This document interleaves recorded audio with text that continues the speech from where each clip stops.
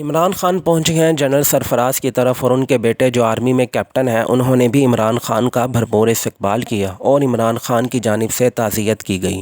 General سرفراز عمران خان کے بہت قریب تھے۔ ہوا کچھ یوں کہ سلیم صافی اور حامد میر کی طرف سے ٹویٹ کیا گیا کہ عمران خان کو جنرل سرفراز اور اس کی فیملی کی طرف سے سخت ناپسند کیا جاتا تھا اور جنرل سرفراز کے گھر والوں نے کسی صورت عمران خان کو ان کے جنازے میں شامل ہونے کی اجازت بھی نہیں دی۔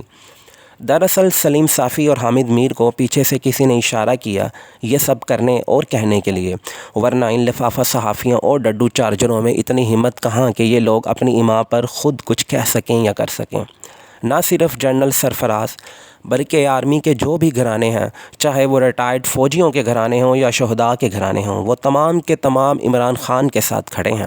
کچھ مقتدر حلقوں سے یہ صورتحال بھی برداشت نہ ہوئی اور انہوں نے ان فوجی گھرانوں اور عمران خان کے درمیان ایک وسیع خلیج پیدا کرنے کی کوشش کی۔ آج اس شخصیت کو کھو دیا گیا جس نے اگلا آرمی چیف ہونا تھا، جس کے نام سے دشمن کانپتے تھے۔ اس مجاہد نے پاکستان میں خصوصاً بلوچستان میں تخریبی سرگرمیوں کو روک کر پاکستان کو بہت سے ممکنہ حادثات سے بچایا، جس کی تقریر سن کر سپاہی نعرہ تکبیر بلند کرتے تھے، جس کی کمان میں چند سپاہی بلوچستان میں ہزاروں دہشت گردوں سے لڑتے ہوئے بہت سا علاقہ چھڑوا چکے تھے۔ افسوس آج وہ جنرل ہم میں نہیں رہا۔ جام شہادت نوش کرنے والوں میں کور کمانڈر کوئٹہ جنرل سرفراز، بریگیڈیئر امجد اور بریگیڈیئر خالد، پائلٹ میجر سعید، پائلٹ میجر طلحہ اور نائک مدثر سوار تھے۔ اللہ ان تمام شہیدوں کو جنت میں اعلیٰ مقام دے اور خاندانوں کو صبر جمیل عطا فرمائے۔ جنرل سرفراز 2 دفعہ تمغہ بصالت حاصل کر چکے ہیں۔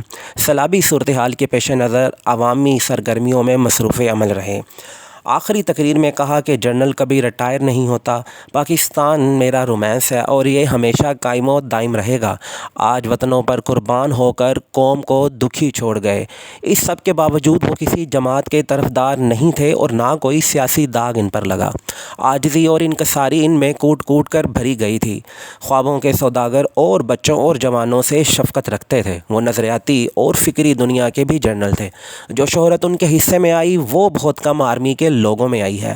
وہ اسلامی نظریہ پاکستان کے دفاع کے لیے سیسا پلائی دوار بن جاتے تھے۔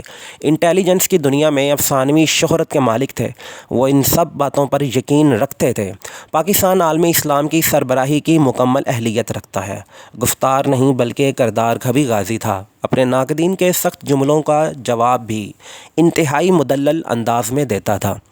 سلطان فاتح، سلطان صلاح الدین ایوبی، محمود غزنوی اور ٹیپو سلطان کے کارناموں کو جنم دینے والی تاریخ اب جدید دور میں داخل ہو چکی ہے۔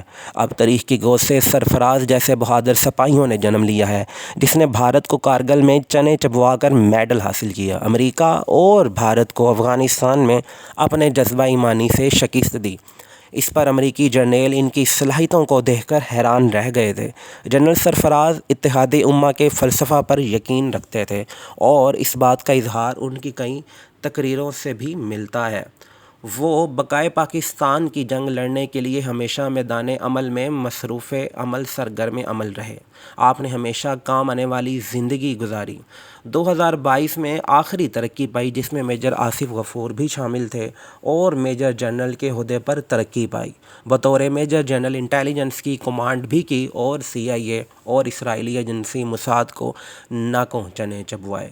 اللہ اس مجاہد کو اپنے حفظ و امان میں رکھے اور جنت الفردوس میں اعلیٰ مقام عطا کرے۔